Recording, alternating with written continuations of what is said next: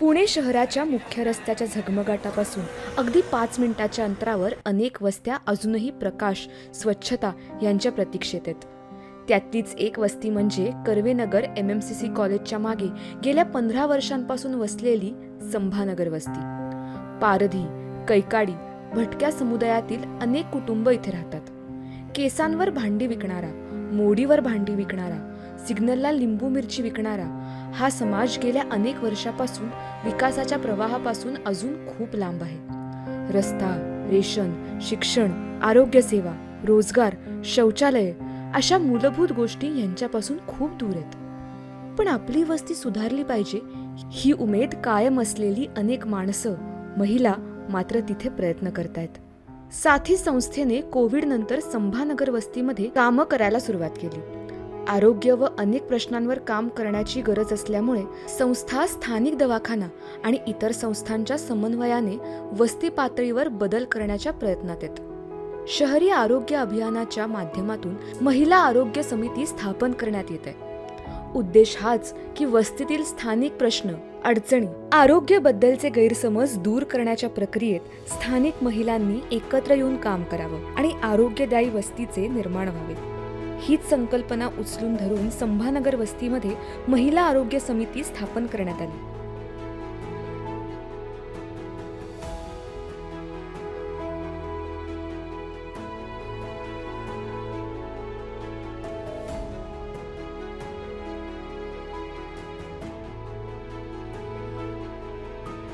या वस्तीमध्ये जवळपास पारधी समाज जास्त आहे आणि तसं बघायला गेलं तर पारधी बी आहेत आणि जे सोनार आहेत, फिरती सोनार म्हणतात त्यांना, आता भांडीवाली म्हणतात, तो हा अर्धा समाज आहे. आणि थोडे वडरी समाज, म्हणजे सगळी भटकी जात थोडक्यात मानता येईल, कारण की त्यांचं कुठलं स्थान नसतं अशी लोक इथं राहतात. म्हणजे गरीब तळागाळात, म्हणजे गरीब लोक, म्हणजे गाव सोडून आलेली किंवा त्यांना काहीच नाही, घर नाही, दार नाही, अशी वस्ती इथं जवळपास 30 वर्षाच्या जास्त झालं असं की लोक राहतात. पहिला कसं महिला गरोदरपणी घरातच बाळंतपण व्हायच्या इथं. परत शौचालय नव्हते, शौचालयासाठी उघड्यावरती जात होत्या. पावसाळ्यामध्ये गुडघ्या एवढ्या चिखलामध्ये तसंच म्हाताऱ्या बायका शौचालय करत होत्या, पडत होत्या, जडत होत्या, त्यांना धरून नेत होतं. कोण अपंग असतं, कोणाला पॅरालाइज झालेलं असतं. अशा गोष्टी आमच्या डोळ्यासमोर घडलेल्या आहेत की अजून पण तरुण मुली, महिला शौचालयाला जातात. अजून संडास तशा झालेल्या नाहीत, थोडे झालेले आहेत, सगळ्यांनी अजून थोडे राहिलेले आहेत, कारण की त्यांच्या जागा अभावामुळं त्यांना शौचालय करू दिलं नाही अजूनपर्यंत. आणि जसं लसीकरण होतं पहिला, कारण की घाबरून कोण येत नव्हत्या, बाबा इंजेक्शन घेतलं तर काय तर होणार, अशा त्यांचे गैरसमज होते. आता ते गैरसमज थोडंसं दूर झालेलं आहे आणि लसीकरणाला पण जास्त प्रोत्साहन देतात आत्ताच्या महिला. कारण की पहिला कसं होतं, घरात बाळंतीण झाली तर मग काहीही होत होतं त्यांना, मुलाला तर मूल तर दगावत होतं, नाहीतर बाळंतीण बाई तर दगावत होती. त्याच्यामुळं त्यांना सांगून आता सरकारी दवाखान्यामध्ये गरोदरपणापासूनच जसं चेकअप असतं 9व्या महिन्यापर्यंत, ते सगळं त्यांनी आता व्यवस्थित घेतात. अजून बी त्यांच्यात मनामध्ये गैरसमज आहे आणि खूप छान असं प्रतिसाद आता चालू आहे. कारण की बालवाडीचे मॅडम जे आहेत त्या रोज त्यांना सांगतात. लसीकरणाला जी मॅडम येते डॉक्टर, ते व्यवस्थित त्यांना समजावून सांगतात. त्याच्यावरती आता महिन्याला किंवा 2 महिन्यातून एकदा कधी आल्या तर त्या सगळ्या महिला एकत्र येऊन आता उपचार व्यवस्थित घेतात. वस्तीमध्ये महिला आरोग्य समितीच्या माध्यमातून स्थानिक प्रश्न सुटण्यासाठी महिला चांगल्या प्रकारे काम करू शकतात हे लक्षात आल्यानंतर सक्रिय महिला सदस्यांना घेऊन महिला आरोग्य समितीची बांधणी करण्यात आली. या मासने पुढाकार घेऊन अनेक उपक्रम त्यांच्या वस्तीत राबवण्यास सुरुवात केली. त्याच्यामुळे आम्ही एक महिला समिती स्थापन केली आणि त्या समितीची मी अध्यक्ष बोलते. आणि खूप या वस्तीमध्ये अडचणी निर्माण झाल्या की महिलांच्या शौचालयासाठी, ड्रेनेज लाईनसाठी आणि रस्ते, परत कचरा विल्हेवाट करण्याची त्याची कुठलीही इथं सरकारी योजना नाही. डोच म्हणा, बालवाडीला आमच्या इथं जागा नाही, लहान मुलं बालवाडीचे असेच रस्त्यावर खेळत असतात किंवा कचऱ्यामध्ये खेळत असतात. त्याच्यासाठी सरकारने निर्णय घेऊन आमच्या प्रश्न सगळे सोडवावे याची विनंती आहे. म्हणून या भागात 70 घरांमध्ये शौचालय बांधण्याचं काम पूर्ण करण्यात आलं. वस्तीतील गरोदर महिलांनी आपल्या तपासण्या पूर्ण करून बाळंतपण दवाखान्यात करून घ्यावं यासाठी विशेष प्रयत्न करण्यात आले. मासच्या सदस्य गरोदर महिलांसोबत चर्चा करून त्यांच्या मनातील शंका दूर करतात आणि त्यातून गरोदर महिलांचं महापालिकेच्या स्थानिक दवाखान्यातून सेवा घेण्याचं प्रमाण वाढलंय. मी रीना शर्मा साथी संस्थेमध्ये आरोग्य साथी म्हणून काम करते.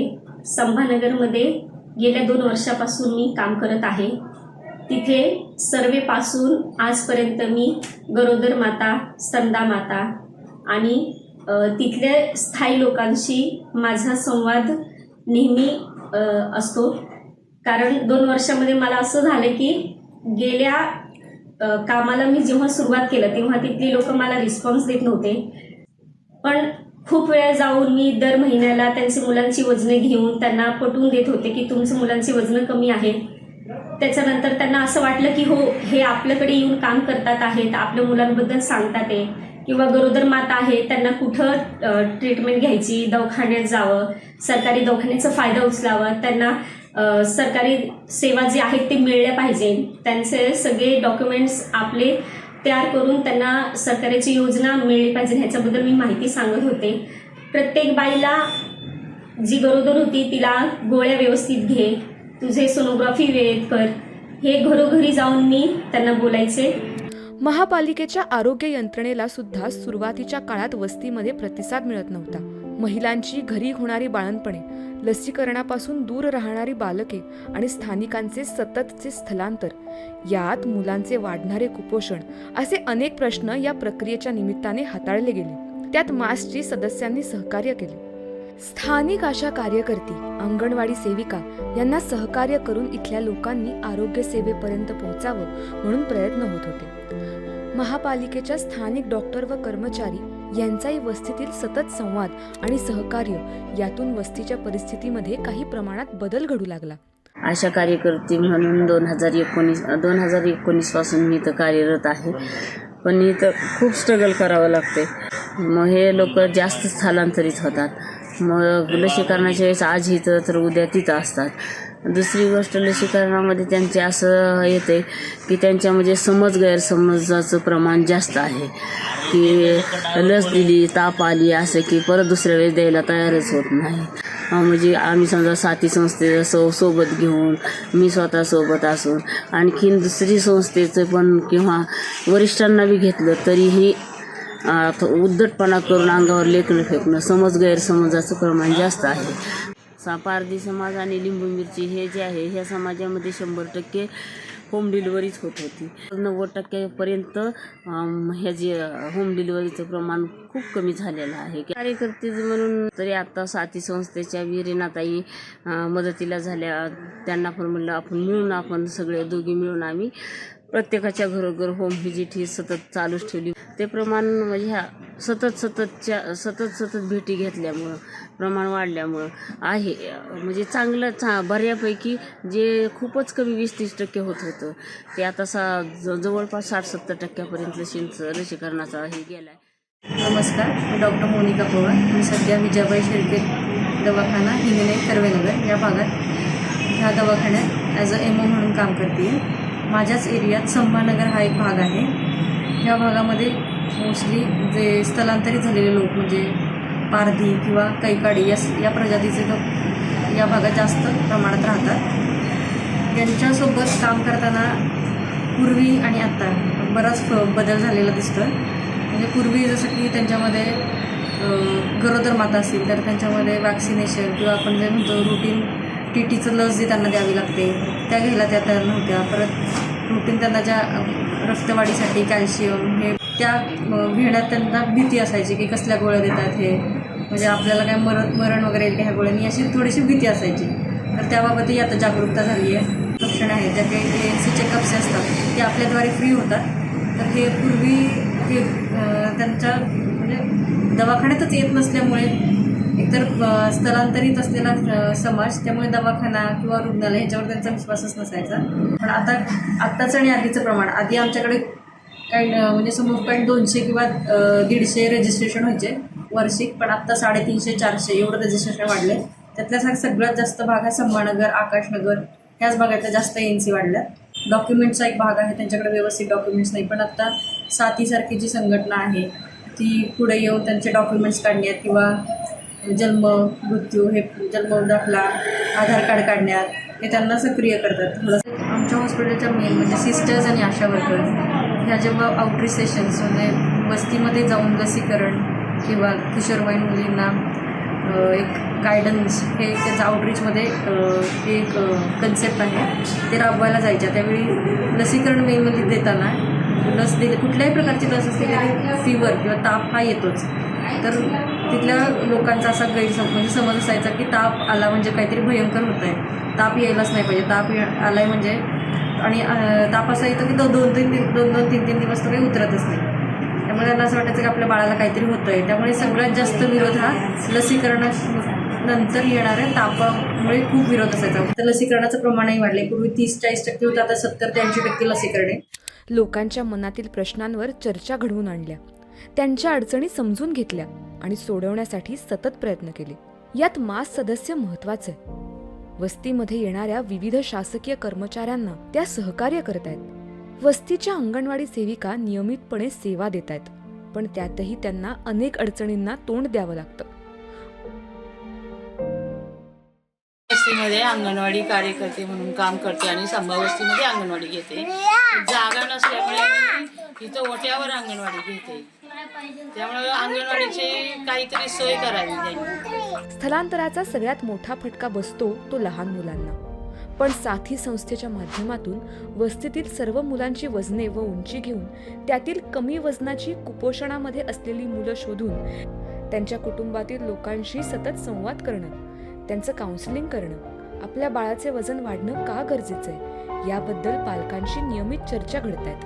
आरोग्य साथी नियमितपणे मुलांच्या पालकांना भेटी देऊन संवाद करतायत. याचा परिणाम म्हणून वस्तीतील 2 कुपोषणात असलेल्या मुलांना NRC मध्ये पाठवण्यात यश आलंय. आतापर्यंत 13 मुलांपैकी 4 मुलांना कुपोषणातून बाहेर काढण्यात यश आलंय. आमच्या घरी आले त्यावेळी रीनाताईंनी त्यांनी म्हणले लेकराला चांगले औषध पाणी करा, बारीक बाळ आहे म्हणून गावाला जाऊन औषध पाणी करून 4-5 महिने तिकडे 1 महिनाभर ॲडमिट केलं होतं. आता जरा बरी झाली, खायला पियाला चांगलं जरा दिलं. आता दवाखान्यात जाऊन दाखवून येऊन पोरीला आता एक चांगलं ते करून 8 किलो आता वजन झाले. माझी जानवी चांगली झाली. राकेश विठ्ठल कोळे. ते जन्माच्या टायमाला 2 किलोमध्ये कम होतं. ते कम होतं. आता त्याला बाहेरचं खायचं चालू केलेलं आहे. त्याचं 2 डाळ खिचडी तांदळाची चालू केलेलं आहे त्याला. अजून काय देता त्याला? दूध पाहिजे त्या अंगावरचं. बाहेरचं हे सगळं चालू केलेलं आहे त्याला. ताईनं वजन करायचा प्रयत्न केलाय, चालू आता वजन वाढवायचं. मग आता किती वजन? 7 किलो आहे. 7 किलो झालं. वस्तीमध्ये हळूहळू बदल घडतो, पण आजही खूप मोठा पल्ला गाठायचा आहे. त्यासाठी प्रयत्न सुरू ठेवावे लागणारच आहेत.